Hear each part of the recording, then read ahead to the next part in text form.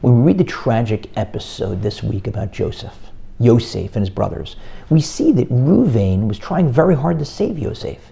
He told the brothers, don't kill him, let's throw him into a pit instead. And the Torah tells us that Reuven's intention was to go back to the pit to rescue Yosef, to bring him back to their father.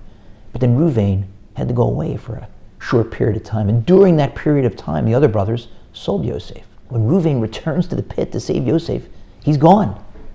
Tears his clothes in grief, goes back to his brothers. He says, the lad is gone, and where can I go? Commentators explain what he means is, where can I go to escape my father's grief? But that sounds a little self-absorbed. Why is he more worried about himself than he is about his father's actual grief? And why is he so worried? He was the least responsible person. He was the guy that was trying to rescue Yosef. The other ones were the ones who wanted to kill him and who ended up selling him. One commentator explains that the reason Reuven had left for that short period of time was that he had gone to fast and repent over a prior transgression. If you look at last week's Torah portion, what had happened was that after Jacob's beloved wife Rachel, Mama Rachel, had died, Yaakov moved his bed from Rachel's tent to Bilhah's tent. Bilhah was the maidservant of Rachel. Reuven was offended on behalf of his mother. His mother, Leah, was Rachel's sister, another one of Yaakov's wives, and he felt that the bed should have been moved from Rachel's tent into Leah's tent. And so he went and moved his father's bed from Bilhah, the maidservant's tent, into his mother, Leah's tent. But he shouldn't have done that. He had no right to move his father's bed until he was repenting from that misdeed. Another commentator says, now he can understand what was going on. He was saying to himself, I'm at fault here. How can I escape my father's grief? I'm the one that brought this on. When I moved my father's bed, I downgraded his honor in the eyes of my brothers. And if I hadn't brought that honor down a notch, they never would have done this.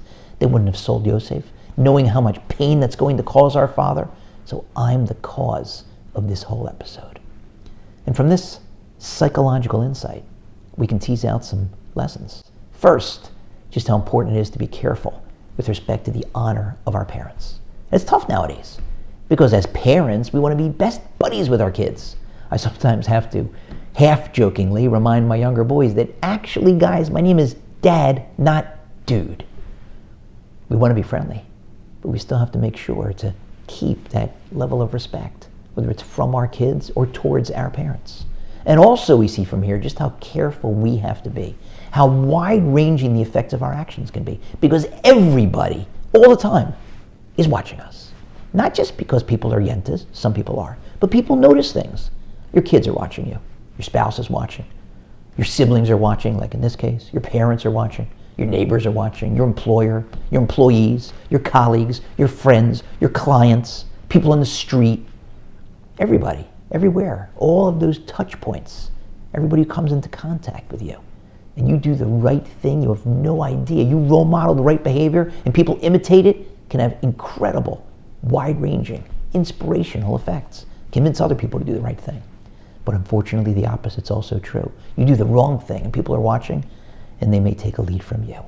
We have to be so careful all the time how we act.